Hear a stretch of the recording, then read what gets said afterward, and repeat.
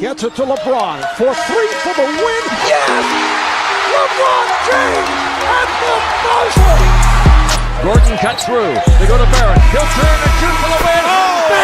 Bingo! We're starting with the most important thing. The most. There isn't anything more important than what I'm about to ask you. What is more annoying? Is it gonna be May or May the 4th be with you? What is the more annoying first week of May thing? I love that. It's gonna be May because I love Justin Timberlake. So I love that. I love that. Yeah. So shout out JT, man. Still a legend for all your haters. Wasn't that in sync though? Why are you giving nobody else credit but? I mean, hey, shout out JC and NSYNC. I got big love for NSYNC, but it's Justin Timberlake, though, who really, I guess, popped it off. May the 4th is probably a little bit more annoying. Are you guys Star Wars guys? Because I'm not I've seen all the movies, but I've once I've gone through them once, but they're great, obviously, but I'm not huge on them. I've seen all the movies. I want to say there's so many series that have come out in the last 5 years. So I can't say that I've seen all of the series, but I would say that I've seen a lot of the Star Wars series. I went to is it Universal? Universal Studios? Is that what? No, what's the one? Hollywood Studios. And was there for the Star Wars stuff, and that was really cool. You had stormtroopers walking around, and there was the Darth Vader, and it was a cool experience. I hate them both. Mm-hmm. It's over. It's played every April 30th. Hey guys, what's happening tomorrow? It's gonna be May. Shut up. It's done. That's only in our age demographic. The people watching this don't say it's gonna be May. They don't. Okay. No, they don't. I promise you. My 18, 19, 20-year-old cousins don't know. They don't know it's gonna be May. They don't. No, they do. They know the song, but maybe they're not as into they understand what it means. Maybe somebody they don't even know the songs. They're not big. Okay. Think about it. They're 19 years old right now. Were they born when that song came out? It's gonna be that song came out. It doesn't. I don't think it matters when the song. Sure, some songs are timeless, and no, it's not. It's not even even about the stupid song. It's about it's a meme and it's a pop culture thing. Think about this. Mm-hmm. It was 1996, 5 when Friday came out. Mm-hmm. I don't know if you guys know the movie Friday, but it was 95, 96. I forget exactly what year. I remember because I was in university. And it wasn't until when 5 years ago, 7 years ago, 10 years ago, when it Bye Felicia, it was decades after that movie that in 95. Thank you, Johnny. It was years later that the Bye Felicia thing came out. So maybe I'm wrong. Maybe younger people don't know it's going to be May, but this was the first year. It's funny. I was talking with Fluent Jr. and he said, hey, is today May the 4th or tomorrow? And I said, today. He's like, oh, and I'm like, why? He's like, May the 4th be with you.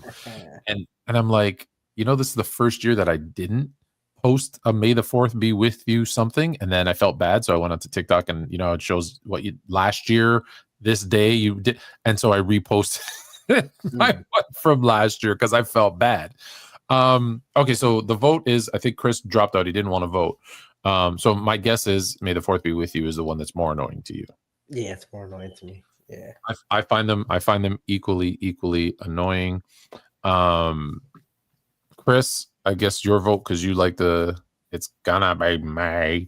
I think it's a banger. So yeah, I will say May the 4th is slightly more annoying.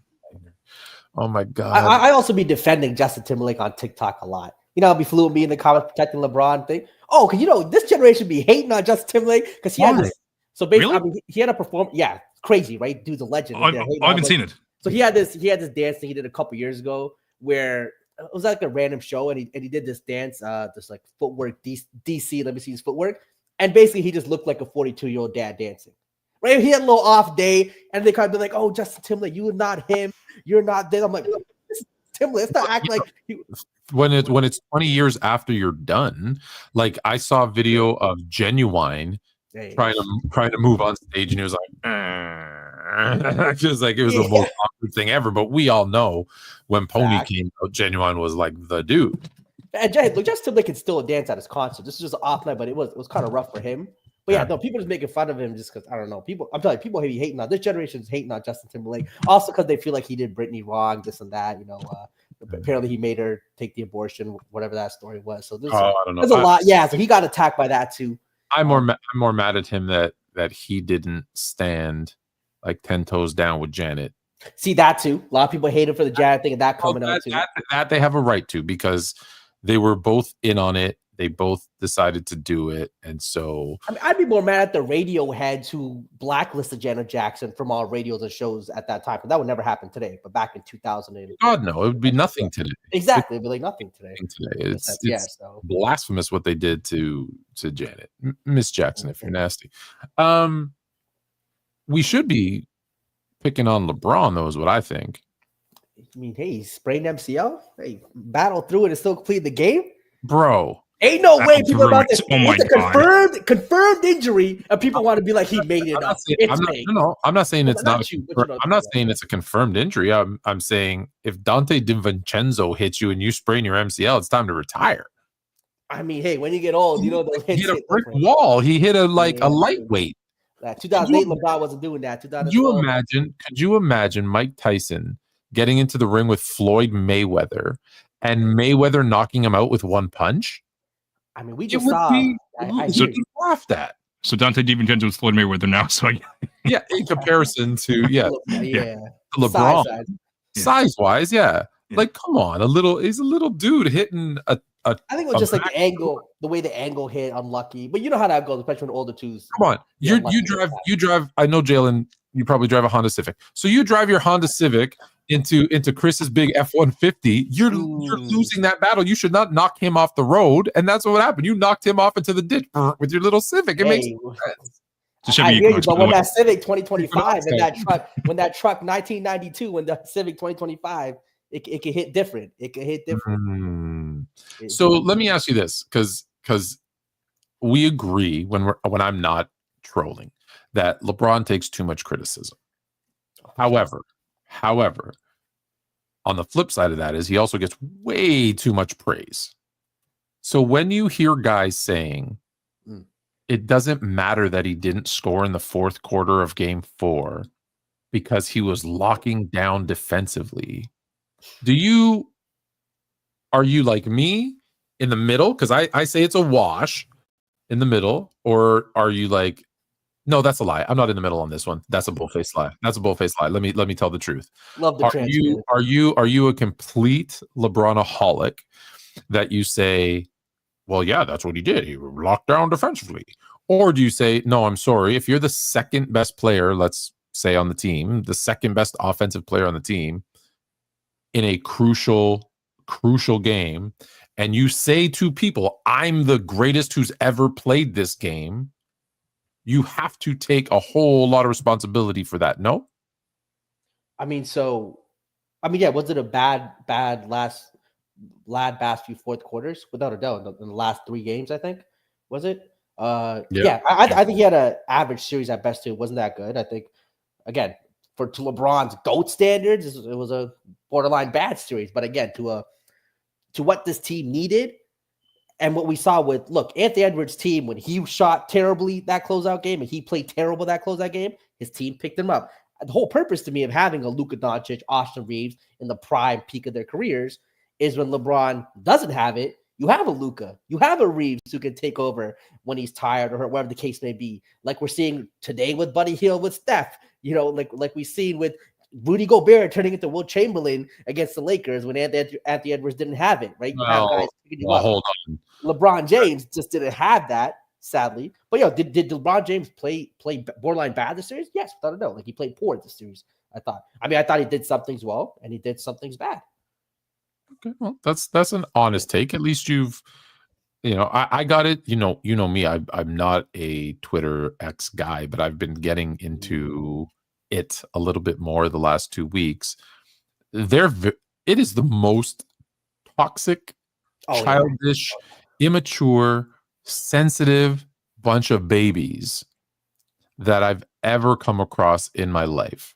For example, I'm not going to give this guy's name out because I don't think he should get any additional recognition other than to say, if your first response to someone is calling them a clown and stupid and an idiot and a moron, and you start to insult their intelligence about, you're probably worried about where you grew up, worried about getting shot, and you probably don't even know how to brush your teeth, and like on and on and on. Like you give 15 insults and the person gives you one back and you start to cry, report that person, me, to X. Crazy.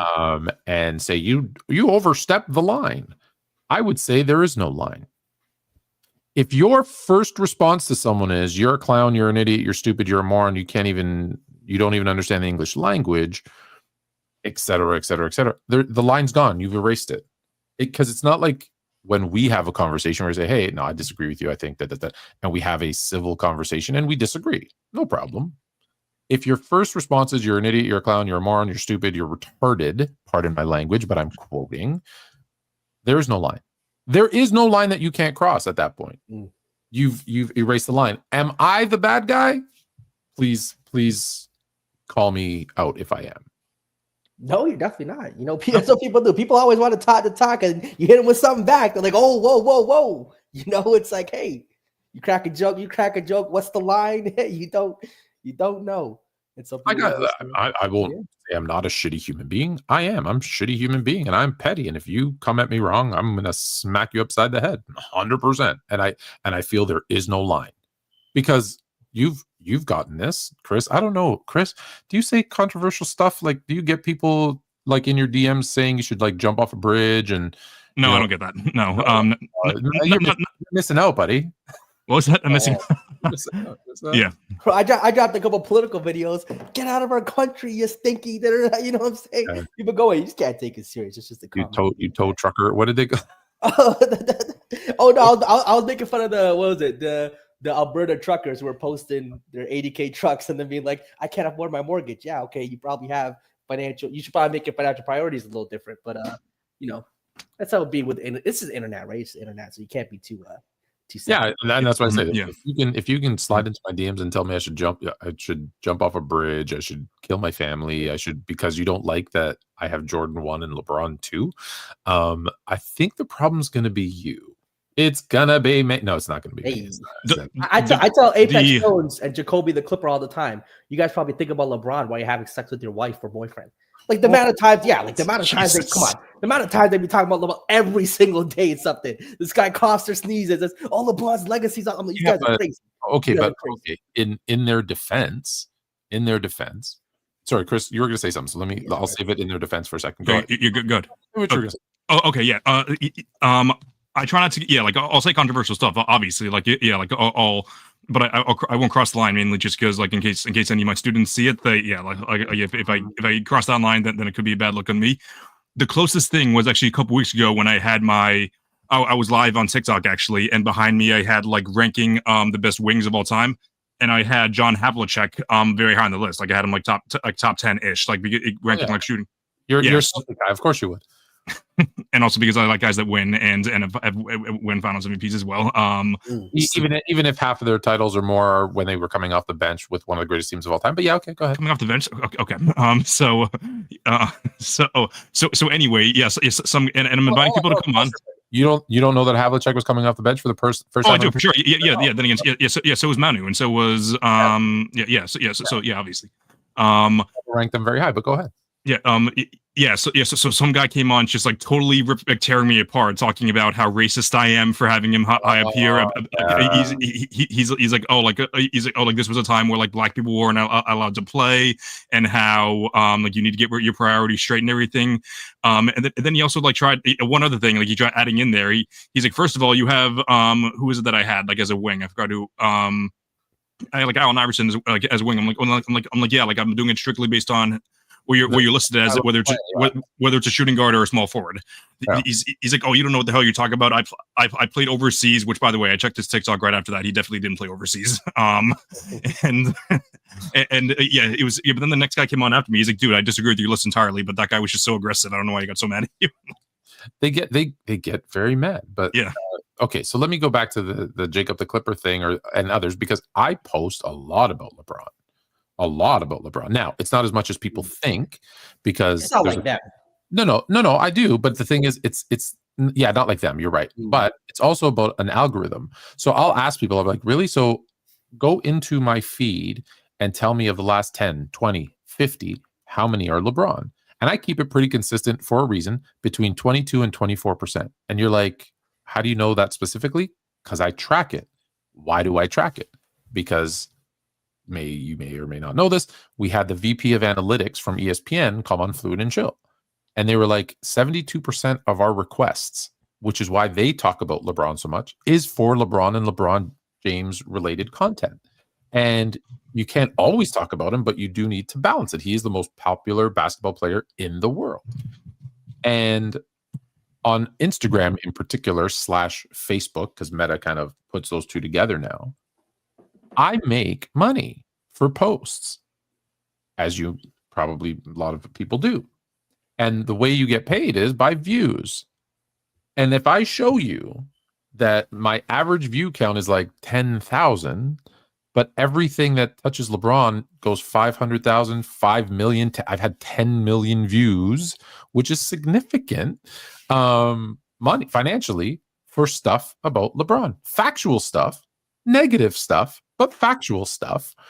Why wouldn't I post that? Like 100%, I get you. Get your money. Yeah. These guys are more like, 22 years of faking injuries when he loses, or the unclutched thing and bringing up. So it's just every single little. Well, it is kind of coincidence that every year that he gets bounced out early, something is broken and something is strained. It's coincidence. It's odd. Players get hurt. 2018 coming out with the cast on his wrist. Yeah.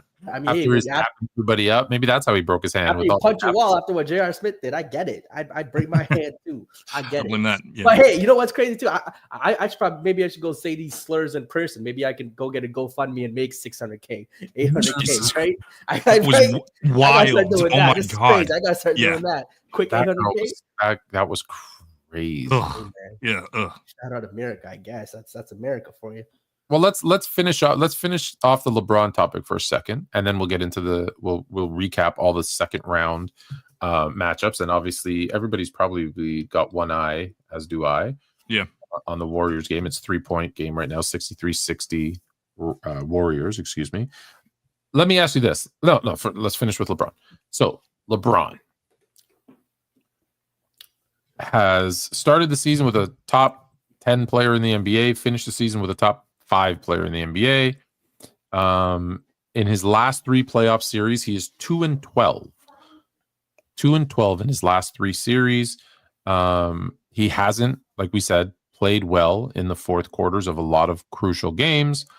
I use game 4 as the example where not only did he not score any points, but crucial turnover late in the game. A horrible decision to take a deep 3-pointer, and then obviously the foul that kind of sealed those free throws, sealed the win. Do you think the threes were because of the injury this last game? Because it makes sense. Like he was selling for a lot more jumpers. I think if your body is tired, it is a lot less energy to just shoot a 3, which is why I shot a lot of 3s when I played. The other issue with that though is like when you start to become gassed, the first thing that goes is your jump shot. So I understand why you take 3s, but it's also not the smartest decision. No, it's a bad decision, but it's understandable because it feels harder that, oh my God, I got to go, do whatever. So I understand. Yeah, to answer your question, sure. It's you get tired, you get fatigue, and it's just like, well, it's open, so I'm going to shoot it. But it's the same criticism I have with Steph Curry, and we can see this game, like he's now 3 for 10, but he started off like 1 for 7 with 3 points, and if it wasn't for Buddy Hield going, I think he went 8 of 9 to start the game and had 22 points in the first half. He's still stuck at 22 points, but if he didn't go ham on them, like this would be a Rockets blowout. And it still might. There's still lots of basketball to play. Yeah, if LeBron had 8 points in the third quarter of a game 7, come on now. Twitter would be going crazy already. But here's why. Nobody has Steph as, even in the GOAT conversation. 100%, he's borderline going to be, right? People are arguing back and forth whether he's even a top 10 player ever. If he was in a heated debate with Jordan as who's number one, him or Jordan, and he came out and said, that 2017 NBA or 20, what was the last one they won? 2020 and 2016. 2020. No, it hasn't. Warriors. Steph. The Warriors, 2022. Yeah. 2022, and I won with Andrew Wiggins. That one there made me the GOAT. Like if he came out and said something like that, then yeah, we'd be having a different conversation because there's different values of players. There's different expectations, and you're right. You're right. A player who's top 15 isn't going to get the same criticism as a player who's 1-2, right? Like, are we having this conversation? I'm trying to think of other. Who's another? We're not having this conversation about Charles Barkley. We're not having these conversations about Clyde Drexler. We're not having these conversations about who else is. Kobe's Game 7 performances get widely overlooked. He's been bad, straight up bad. But I don't. Do they get overlooked? Oh, hey, Kobe. Fluid. Kobe stands still want him in the GOAT conversation, or he is the GOAT. There's a lot of people think he's the GOAT. Like there's a lot of Kobe fans think he's the GOAT. Listen, I love Kobe. Kobe, but I'm also realistic about Kobe. There's that Game 7 where he had, wasn't it like he had like 1 point and he went 3 shots and scored 1 point or something? Let me send you the graphic and you can post it with him, Jordan, and LeBron with Game 7. Yeah, and so my point is, I'm trying to think of current players. Like we don't attack Giannis as much. We don't attack Steph as much. We don't attack.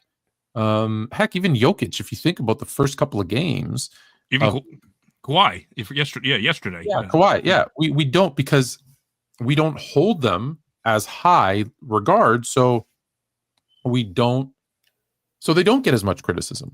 But if people are saying you're the best to ever do it, or the second best to ever do it, and you tell everybody I'm the best to ever do it, then guess what? Yes, you're going to be held to unrealistic expectations. Absolutely. You're going to get burnt when you have a game like that when it matters. And let's not forget, it's also about what you've done in the past. So, for example, if Draymond Green were to go out right now and accidentally kick Sengun in the privates, he would get immediately ejected from the game, correct? No. You don't think? Absolutely not. Because he already just smacked Fred VanVleet in the face and nothing happened to him. So no, I don't. Kicked in the you know what, because he's got a history of doing that. Draymond is on such a long leash. I really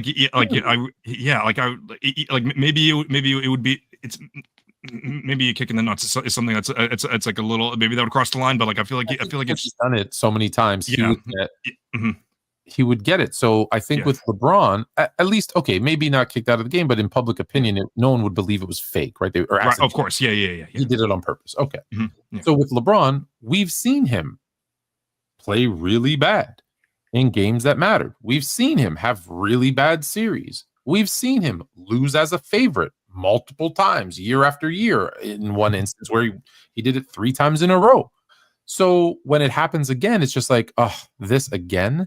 Like if you do something over and over and over, like if I were to get, knock on wood, if I were to get a speeding ticket, I feel like I could probably get my way out of it a little bit or get it reduced, because if they looked at my history, oh, this guy never gets any. Cool. That's why I'm knocking on wood, because you know what's going to happen tomorrow. But if I had 27 in the last month, they're going to look at me differently. Because there's a history, there's a pattern there. So I think that also weighs into it. Did you send me the? No, I'm literally trying to look for it. I don't know why. I thought I liked it and saved it, but Oh. can't even find And, it. and end of the third, Warriors, by the way, are now up 70-62. Everybody's having a great game, and you're right, Steph. But let me tell you something about Steph Curry, and please chime in anytime, Chris, Jalen, if you want.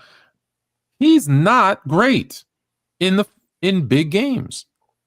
Please go back to that 3-1 comeback by the Cavs, and not ignore what LeBron and Kyrie did. For the record, not just LeBron and Kyrie did. Because by the way, if Kyrie doesn't do what he does in Game 5, the series is over. But go watch. Don't just look at the stats, but you can go look at the stats. Go watch games 4, 5, 6. Games 5, 6, and 7. Excuse me. Curry's kind of doesn't stink, but he just looks small that entire series. He didn't do them any favors. And it's not the only series where because here's the thing that I noticed in that game, not the one the one they got blown out in. I think there was 9-10 minutes left. And it's still a close game at this point. And Steph, it's like logo 3 miss, logo 3 miss, logo 3 miss, logo 3 hits, and everyone goes crazy. And I'm like, well, now you're down like 13, 14 points when you probably could have done something other than logo 3 the last 3-4 shots that you missed that were long rebounds and were fast breaks the other way. Like, he settles for what people want to see him do, and I think that's his biggest flaw. For example, I'm going to use Michael Jordan as the example. Michael Jordan wasn't we all agree, a credible dunker, correct? But he didn't go out like, I need to have a highlight dunk every single play. He did the boring thing, right? One dribble, pull up, mid-range, post up, fade away. Like, he did the boring stuff because the boring stuff is what wins games. The highlights are maybe what sells sneakers and, gets people up on their feet, and you want to do that maybe once or twice. Like, okay, Steph, hit a logo 3 once or twice a game so it can make, the ESPN highlight reel. But that's not what wins games. Looking in the playoffs. So, are you done? Yeah. Okay. Yes. So I want forever, but yeah, of course. Yeah. So, I personally have Steph 10th all time, slightly ahead of Hakeem and Wilt. I also think that out of all the top 12 players in the league, like I know that Mars from Player's Choice said like he thinks there's 12 top 10 players of all time, which I agree with. But like out of those 12 players, I think that Steph's lows are the lowest out of all those guys. Between the 2016 finals, I think his other worst series of all time actually was the 2019 West semifinals against the Rockets. This was the series that Kevin Durant strained his calf. This was before the Achilles injury. He was missing a ton of shots. He lost the Warriors some of the earlier games. It was Durant that was carrying the Warriors in those series. And then game 6 of that series, this was the Warriors were up 3-2, so they were closing out. Klay Thompson carried Steph for the beginning of that game, and Steph had 0 points at half. Then he scored 32 points in the second half. So you can argue that Steph at his best is as good as anyone not named LeBron, Jordan, Shaq, guys in that realm. But his lows are very, very low, which I know a lot of the Steph fans will come back and say, "Oh no, his gravity, he's always going to cause people to get to a double team," which is true. Like when he's on the courts, he causes more attention than anyone not named Shaq, in my opinion. But as far as it goes for like numbers, his lowers are and not even numbers. Like you said, just watching him, he just looks small and comes up small in so many games. And like you said, there are certain games that he looks worse than anyone. But up until Tatum broke it 3 weeks later, he had the record for the most points in a game 7 ever. So, yeah, and that's the thing though. When you live and die by the 3, and look, you're going to learn this firsthand, right? When you live and die by, something that you hit 4 out of 10 times, there's going to be games that you hit it 6 out of 10 and it's a blowout. But there's also going to be times when you hit 2 out of 10 and you're going to get blown out.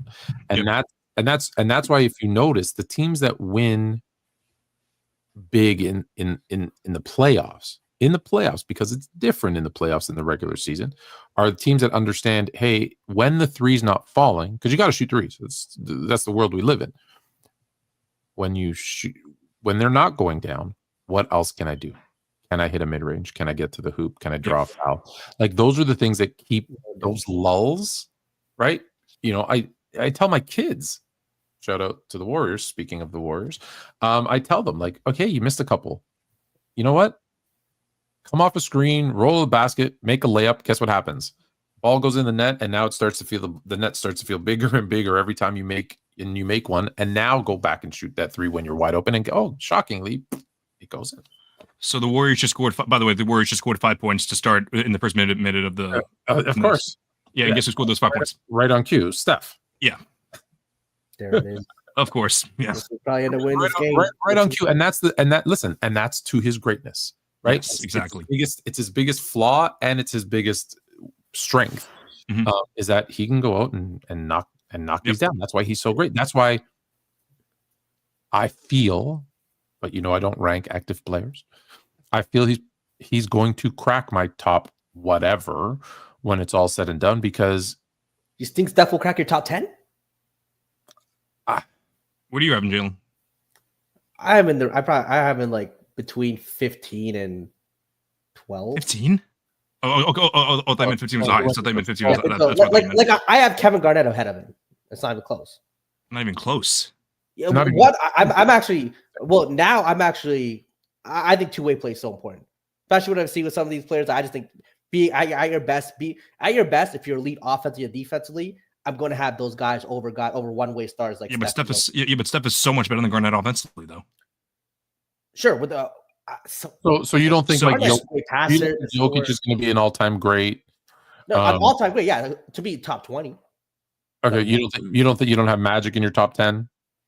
See, Magic is he's probably I have Larry in my top 10 because I think at his best his defense was there. Magic I think slipped out for me. Slipped out? Magic might say because if I again consistency like you can't have and then you can't have LeBron in your top 5. No, he's a GOAT. He's crazy. Yeah, his best. He was the best defender. Wait, I said no, at their best, great defender. He only played defense for like 3-4 seasons, and once he got robbed of his depoy, he stopped. See, this idea that he just stopped playing defense. No, he picked his spots. Kobe didn't play. Kobe has 11 first-team all defenses. He stopped playing. He didn't play the level of defense he did after like 05 or 03. He peaked defensively. 03, 04, he peaked defensively, and it's been a drop off ever since. Well, LeBron, he peaked defensively in 2012. I would say with his peak defense. Yeah. And then from there, it's been to slowly taper off from there. But all the greats are in the top, typical most people's top 5. Mm-hmm. He's the only one whose effort wavers from play to play, who just literally has stood there and watched people drive by him for layups. He's the only one consistently who's done that. I mean, that's. I'm thinking about it. You could say that, sure. But look, if you want to say he has the worst longevity track record of playing defense in the top 5, sure. Like that's sure. So if that's important to you, that's what I'm saying. So he can't be. I mean, the factor, but there's still so many other factors of him being the greatest player of all time. If Magic's limited defense has him out of the top 10, if Steph Curry's limited defense has him out of the top 12, LeBron at his best to me was a better defender than Jordan, than Kobe. But how long did he play his best? His peak defense at that rate, probably 3 seasons. And then he had 22. No, a peak defense. Like how long do you think Jordan played his peak defense? Jordan was not playing peak defense after 91. I'm sorry, he was not. No. Yes, he was. Yes. His peak defense would have been probably like 87 to 92. I was thinking. You want to add an extra year. I thought after 91, I was going to say, I was going to say 91 mainly just because I feel like after they lost to the Pistons that many times, I feel like that's when the trainers finally said like, okay, you need to bulk up and then focus more on offense. That's and his first 3 seasons, he was an athletic freak, obviously. Yeah, I didn't make more mistakes. Yeah, I would say like his first 3-4 seasons, he was still he could cover up his mistakes because of his athletic ability, but he wasn't an elite defender yet. He was, but it's interesting.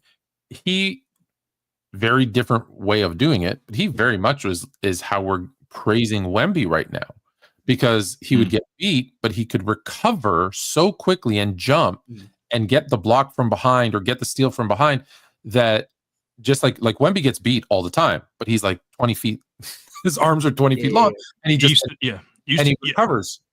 Sorry, go ahead. Yeah, it drove me crazy last year because I've said before, I'm more of a Gobert defender than anyone. He drove me crazy last year when people said Gobert is off around the perimeter, but then they would defend Wemby. I'm like Wemby's one of the worst perimeter defenders out of any of the bigs in the league. Like Wemby's defense to me, I've always said is being incredibly overrated and overstated. One, there's been, especially he's been 2 seasons now, right? To me, David Robinson's first 2 seasons cleared Wemby defensively. I don't even think it's close. David Robinson, to me, defensively, his first 2 seasons was maybe the best rookie and second season. I think was insane. Probably, yeah. Defense, for sure. I agree with that. Patrick Ewing defensively was better his first couple seasons. Hakeem Olajuwon defensively was better his first couple seasons. I think Alonzo Mourning was better. Well, Wemby's this generational new defender. We're acting like we've never seen defense like this before, which is ridiculous. We've seen better defenders their rookie season and second season than 100%. But that's my point, is when you look at his actual defensive, not how he's able to recover because of his freakish physique. It's not elite, but he's able to play elite, if that makes sense. I see what you're saying. And I think that was Jordan those first couple of years. It was the same thing, is that he would gamble too much, but he could gamble because he was able to recover. Like, if you can't recover, you can't gamble. We know he loves to gamble on and off the court. But he could gamble, but he could always get back. And that's why I say 92, because 92 is when it was like the gambling started to he didn't do it as much anymore. So by 93, I was like, he's not even gambling, because he knows if he goes, he's not going to be able to make it back. You know who that also applies to actually is actually, and I'm not a fan of him at all, Joel Embiid. Like the couple years that he won the block champions, he wasn't as great a defender. I would say the couple years that he won, years before he won MVP, is actually when he was at his defensive best at as far as being disciplined. So we already know this already based on the discussions we had around Jordan and his defensive player of the year. But sometimes it's actually the amount of it's more so a matter of people being afraid to shoot it over you. So it happened with Embiid, it happens with Gobert, and my friend Tyler Britton, aka who I had on my podcast before, he said that he doesn't think that Wemby's ever gonna block that many shots again from his rookie season because people are gonna be so reluctant to take so many shots. Is there a stat, and I feel terrible that I don't know. Is there a stat shot alterations? I want to say there probably isn't. I'm not sure. I swear there is. I'm sure. If there's one now, there will be Sunday. I can tell you that.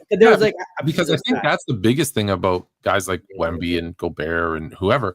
It's like the altering of someone's shot, right? And that, when you got to double pump or you got to do something that's not natural movement, especially in the air, or that how many times you see a guy dribble in, they beat their man and it's like, oh, I'm not going to do that. They back up. Yeah. Those are things that that's defense too, that watching it, you'll see it, but you won't see it on a stat sheet. You won't see, 27 pullbacks because Wemby was coming at him, but that's super important, right? That also might be part of the reason why Anthony Davis doesn't have a decoy as well. Yeah. Yeah, because he does that a lot. He gets a lot of those that we don't, and then the blocks don't come because it's I'm not right. It's not like the olden days where Mark Eaton used to get 7 blocks a game because they were like, I'm going to show him, I'm going to go right at him. Today's player would be like, hell no, I'm going to pull back, take a step back, and shoot it over him. I ain't trying to shoot over that mountain. Forget it. All right, let's. What I want to do is, because I want to get back to the Lakers later, because I want to talk about their coach. But with this game in the balance, this is the final game. The rest of the stuff is kind of set. So let's go through, since the West is the one that's still working, let's go through the East to start. So I believe I remember I picked the Cavaliers. No one picked the Heat, right? No one was crazy enough to pick the Heat. No. So we all picked the Cavs. The Cavs did what they should do and eliminate a team that had no business being in the playoffs. They are going to face the Indiana Pacers, who I believe I was the only one who picked the Pacers, correct? I think so. Or did Jalen pick did Jalen do it? Or no? Jalen might have actually.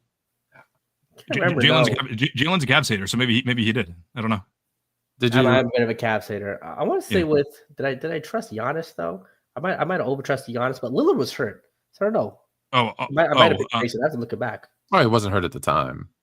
Either way. I think all of us pick the Pacers. If I'm, yeah. All right. Either way, 2-0, Cavs and Pacers. So now the Cavs face the Pacers. Is the Pacers run over? I mean, look, they won today. I mean, you know, they won today. Mitchell out here shooting 30 shots because no Garland, obviously, so that he had to chuck a little more. Pacers, those are kind of a great team win for the Pacers. No one true standout. Halliburton had a great game, but just as a team, they played well. Defense, I mean, they contested. They gave a hard time to Mitchell. I don't know if that was Mitchell's bad shooting, but also the contesting. So Pacers have a shot. I'm still not sold on this Cavs team.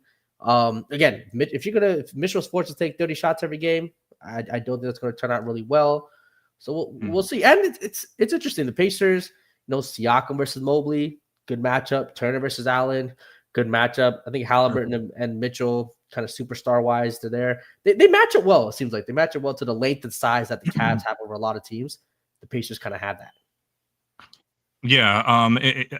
I've said this at least once on the show. Last year, the Pacers gave the Celtics more problems than any teams on their way to the finals, and it could be the case again this year if the Celtics go on a far run.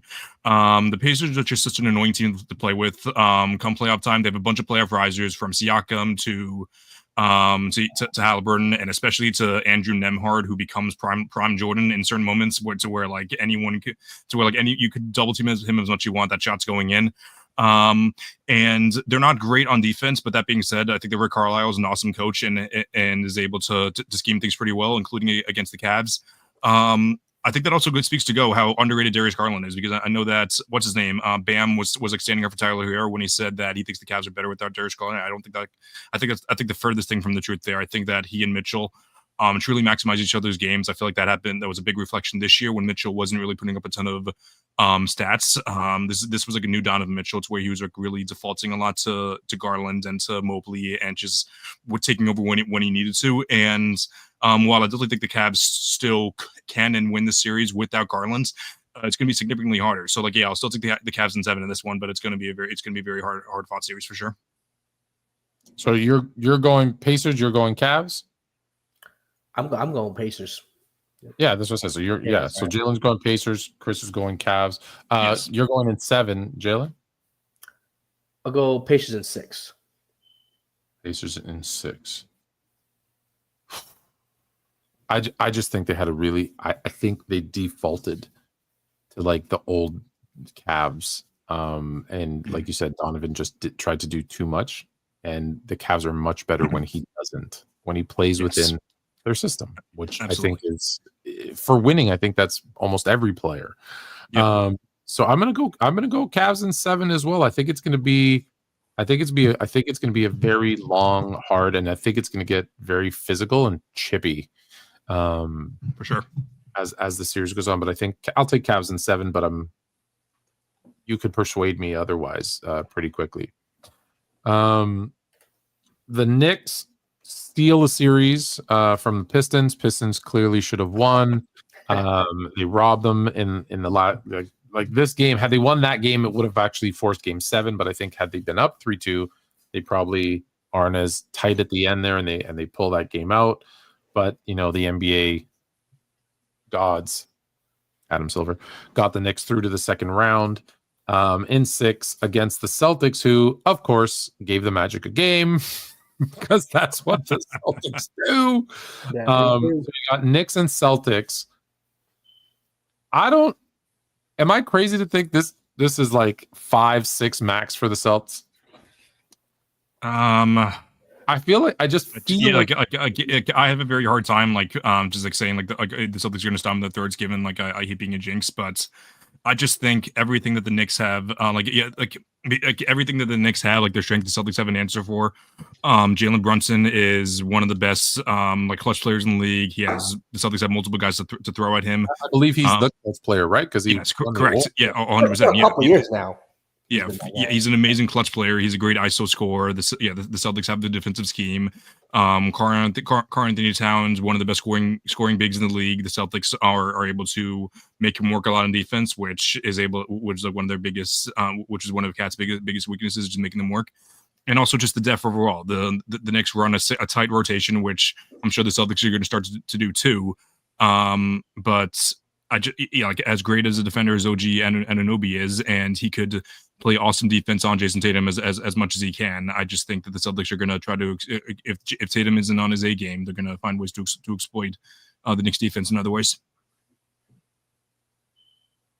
I think this is the Knicks. This is the next year. Let the Celtics run be over.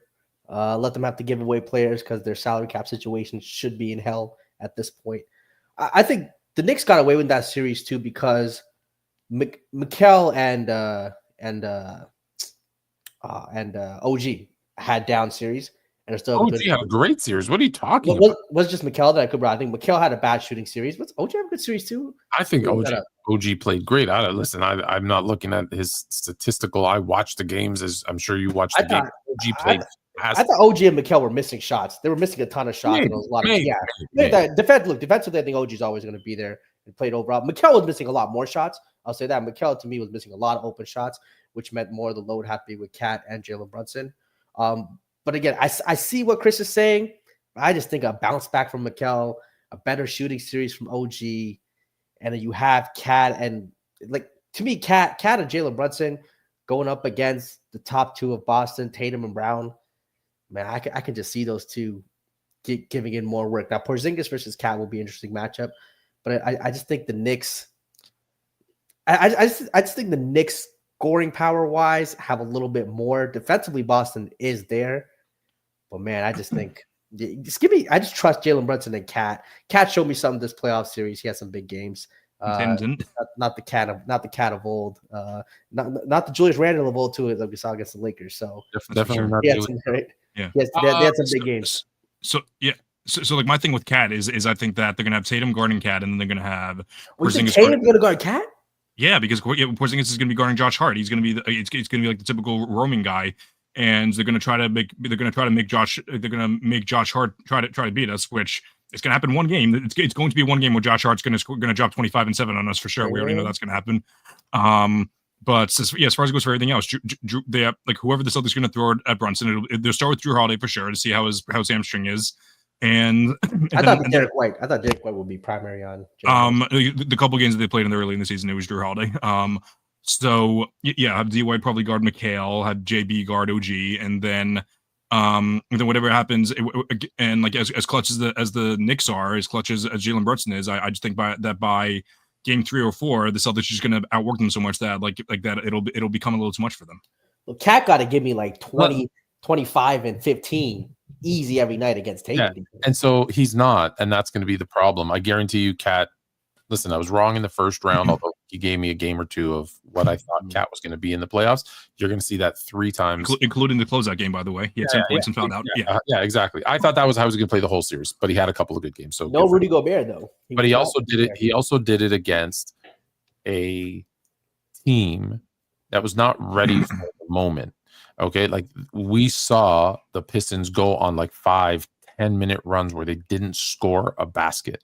That is not going to happen with the Celtics, right? This was a close fought. Like if you think about it, I believe 3 or 4 of the games Detroit lost by a total of like 7 points. Yeah. Like this was a although it was 6 games, it easily could have been 7 if not for a failed call. And it wasn't like they blew them out. We were talking about 1 possession games every time. And this is a Detroit team that was very young. That was the worst team in the NBA last year. That has 0 playoff experience. This is the reigning NBA champions. This is a bunch of guys who know what to do. They've been there. They've done that. They're not gonna go on 10-minute scoring droughts. It's not like I think you're gonna see at least 2 Celtic wins by like 15, 20 points plus. You're going to see one that's a complete stinker that they give to the Knicks and the Knicks blow them out. But if I was the Celtics, I'm looking at this going, okay, let's not get overconfident, but if the Pistons gave them all they could handle, we should dominate this team. If this was the 2023 Celtics, I would be far more concerned given how undisciplined they were in certain nights. They lost to the AC Miami Heat because of how unprepared they were in certain nights. This team is prepared, and they're not going to be unprepared. Yeah, for sure. Yeah, that's true. So I don't want to see them win back. I'm going. So I'm going to have. So for me, it's going to be then Celtics and Cavs in the Eastern Conference Final. Jalen has Pacers and Knicks Take it back to the 90s. If only they could give us a series that entertaining. And then you've got Cavs and Celtics as well. So we both have Cavs and Celtics. Okay. Looks like the Warriors are going to do what I predicted that they were going to do. We're down to the last 4 minutes. They're up 10. Oh, 3 minutes. Sorry, I don't have my glasses on. But still some time. So we'll save that one for last. OKC, I don't want to say embarrasses, but sweeps the Grizzlies. Although we already talked about John Morant. Thinking if he was still there, it would be 2-2. Thunder. Did either one of you pick the Clippers? I think we both did, right? Yeah, we both did, I think. And what did I tell you about the Clippers? Clippers are going to Clipper, man. I said the Clippers are going to clip. Buffalo Clippers, yes. The Buffalo Braves. That they did. They're going to do what they do, which is get your hopes up, make you believe in them. And Chilltown always says this line from Maya Angelou. She's like, if people show you who they are, believe them. And I've been throwing it back at him recently because I'm like, you told me this line. And the Clippers have shown me they are the San Diego Chargers of the NBA, right? They're going to get you into the playoffs. You're going to feel really good about them. Their team is talented top to bottom. They're going to play a really good game, and you'll be like, wow. And then they're just going to find a way to. I feel so nothing. James Harden has shown me nothing that would make my opinion on. So last preseason, so the preseason of the 2023-24 season, I predicted the Clippers to make the finals. I thought everything was going to finally work out for them. I thought that was the year. Yes, it was very stupid. And then this year, this preseason, I said, okay, Kawhi's injured, Harden's older, they're going to be the 13th seed. I'll take the over in their wins because they'll do something. But then I was wrong about that. So I'm like, oh wow, this team is very good. They've done like Moneyball style of just building a team to not replace Paul George, but to just build some. Just draft some really not draft, so like sign some really good players that'll be that. Wow, this team matches really well with OKC. Maybe they'll make the conference finals. So if you want my opinion on the Clippers next year, faded. I can tell you that for sure. Say we're going to do the opposite. Yeah, yes, please do. But like the one positive note, and like I'm being dead serious when I say here, is that Kawhi Leonard finished the season healthy for the first time since 2020. So bravo to him. Look, James Harden. Such a great player, such a good player, and I always hate the narrative of guys. I mean, he's an all-time great. He's an all-time great player. Is he? Is he though? Top 5 shooting guard all time. I mean, 4th best shooting guard all time, without a doubt. The 4th best shooting guard of all time. Yeah, without a doubt. Look, I always hate the narrative of like people not being clutch this and that because I always say people are very selective and they forget. But with Harden, it's like, damn, like it really is almost every single big game 7 clinching game where he doesn't show up. Like, well, players, you can have a bad game, I get. You had six good games in clutch games, and then you have 1 bad or 2 bad. I get it, but with Harden, man, it's just you guys knock like free throw merchants and these whatever merchant here, merchant there. He is a regular season merchant. That's he just is.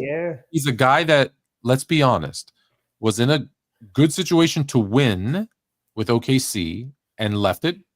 Good for him for the money. Got put into a perfect situation with Mike D'Antoni, who allowed him to dominate the ball, shoot whatever he wanted. It was either, if you remember, 7 seconds or less, dunk or 3. There was no in between. And he put up a ton of amazing numbers, and he did that fantastically.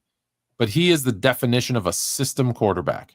He got allowed to put up a bunch of great numbers in the regular season. And the one thing about Mike D'Antoni and that system and James Harden's style of play, it's never worked in the playoffs. It didn't work for him. That's when he got a little unlucky with that. Come on, with Nash, with Boris Diaw, them coming in, suspending those guys against the Spurs, they got unlucky with the Houston thing, going 0 for 20 from 3. Little like he was. Who's shooting? I mean, everyone on the team, but that's an anomaly when everyone on the team is not it's an anomaly if it happened once. It happens every single year. It's no longer an anomaly. I mean, the losing. What did that style win with the Rockets? Nothing. What did it win with Phoenix? Nothing. They would have won though without those suspensions. Hold on. What did it win with the Lakers? Nothing. What did it win with the Knicks? Nothing. Sorry, that's no longer an anomaly. That's a fact. I mean, there's so many other circumstances. Like some of those teams were flawed. The Lakers were never going to win with the 42-year-old Steve Nash bad back. I think Kobe wasn't So Kobe. that's probably a bad system to try to put in, isn't it? I mean, look, for that Lakers team, yeah, that was a bad system to put in. They didn't have the player personnel to play that system. But I think that those Phoenix Suns team were unlucky. I think they would have won it for sure with some good luck, which we understand. Did they win it? No, but we can't be lazy.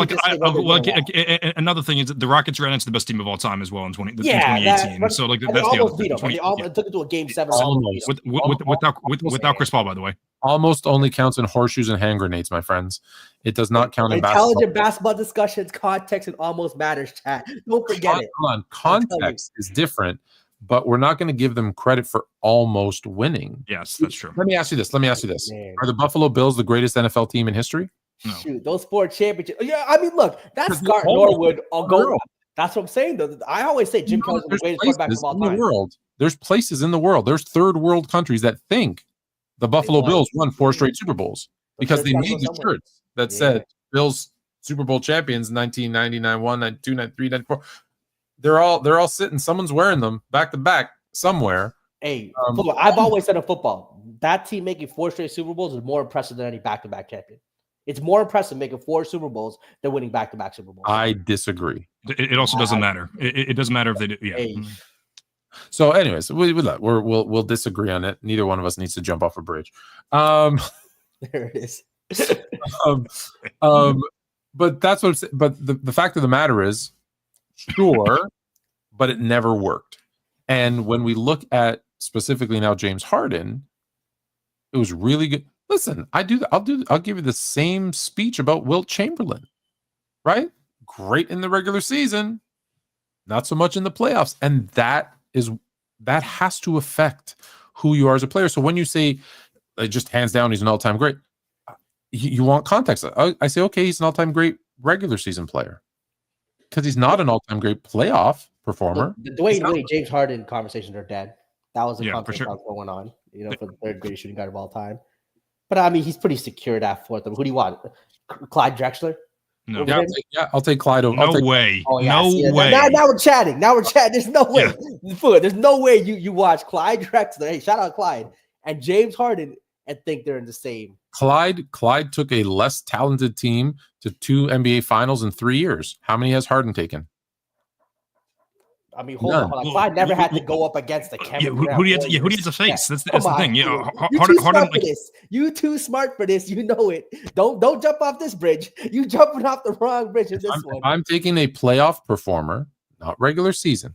If I'm taking a playoff performer, Clyde Drexler performed better in the playoffs than James Harden. I'll have to look at the numbers for that, but like I don't know if I don't know about that. And Clyde, okay, maybe not a lockdown defender, but better defender than James Harden, and you like two-way players. So either you're contradicting and lying, or you appreciate Clyde's defense.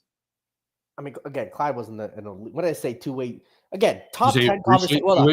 Top 10 conversations all time need to be two-way because every other GOAT, or you can name 10 other great players play both elite. It's very different than comparing James Harden versus Clyde, who aren't in that conversation. You know how it works. That top 10 GOAT conversation, different standards apply to that conversation. Because listen, I only believe 5 people can be in the GOAT conversation. I hear you. I could be wrong on the two-way thing too. Like I go back for the top 10. It's very, because I mean, just quickly on the GOAT thing, there's only 5 people who can be in the conversation. Now you have to pick, right? You have to pick for you, but it's okay. Who's the greatest point guard of all time? Magic. Okay. Who's the greatest shooting guard of all time? Jordan. Yep. Who's the greatest small forward of all time? LeBron. Okay. Who's the greatest power forward of all time? Is Duncan a power forward or a center? Kevin Garnett in the building. Power forward than Tim Duncan. Kevin Garnett in the building, but okay, Tim Duncan. Hey, Tim Duncan. Okay. Who's the greatest center of all time? Hey, I got Shaq, but if you okay. Okay, so Kareem, Shaq, that's fine. So for Chris, the only 5 people who could be in his GOAT conversation are Magic, Jordan, LeBron, Duncan, and Kareem. And for you, it's Magic, Jordan, LeBron, Duncan, and Shaq. Because if you're not the greatest player at your position, how can you possibly be the greatest player of all time? Now, that's not to say those guys are the top 5, because you can have 3 centers ahead of your number 1 point guard.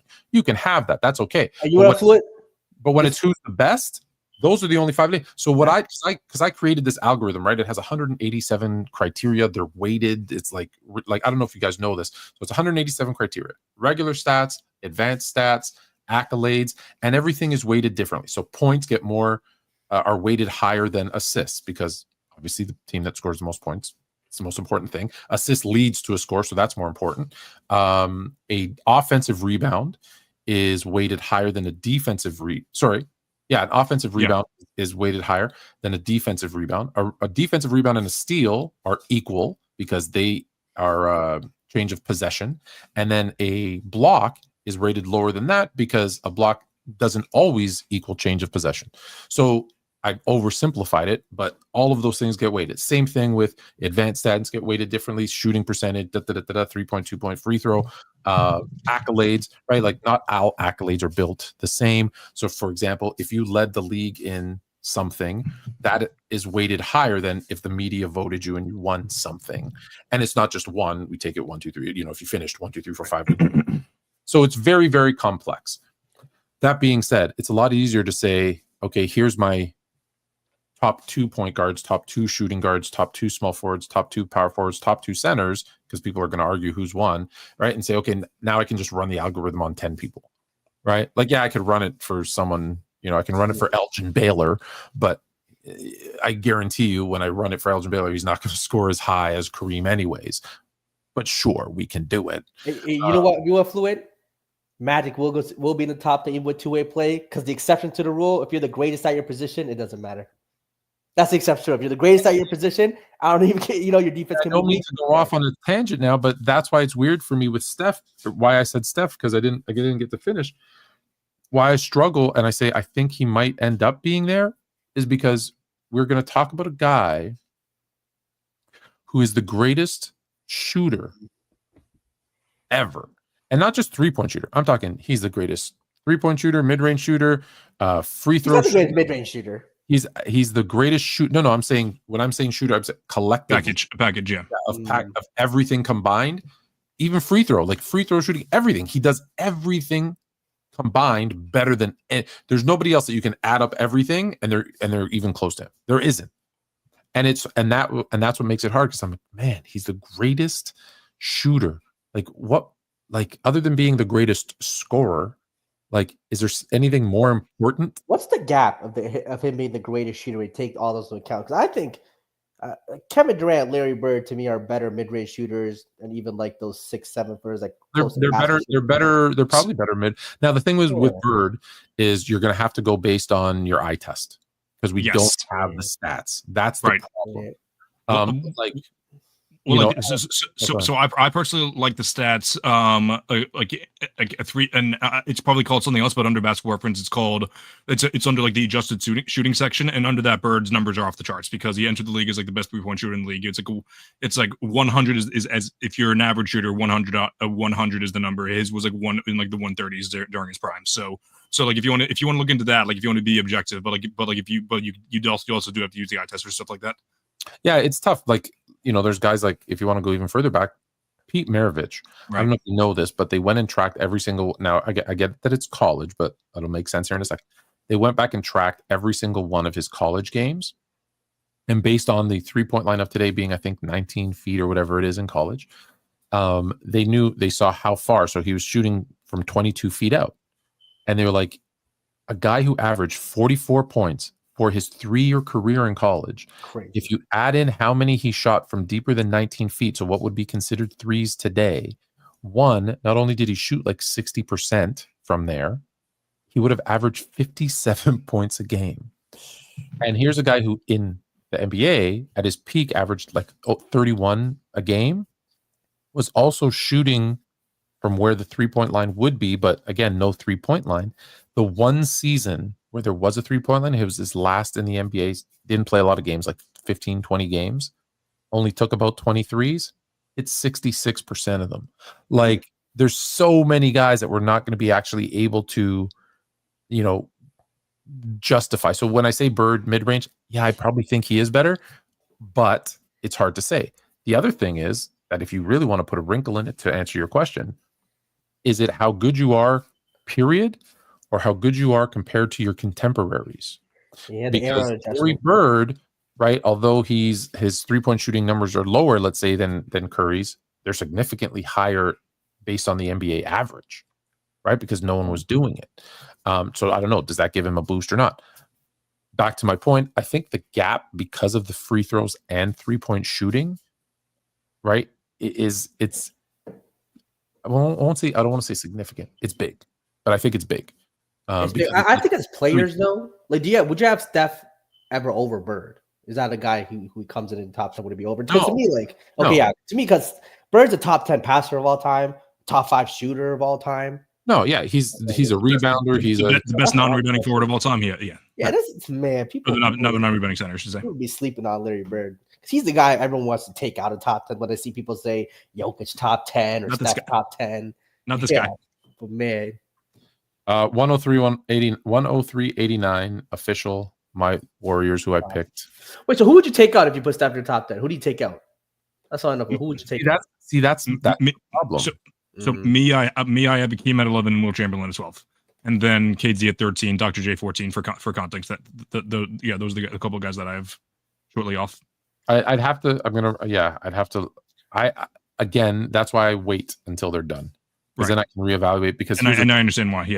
Yeah, and when I reevaluate, I think there's gonna be movement. Like Kobe, Magic, Bird, Hakeem, Shaq, those 4 in particular have moved around more in my top 10 over the last 10 years than anybody else, because as I add in more like things to look at, it's like, well, like, hold on a minute. Like, hold on. Like, at first I knocked Magic because I was like, yeah, but he had Kareem.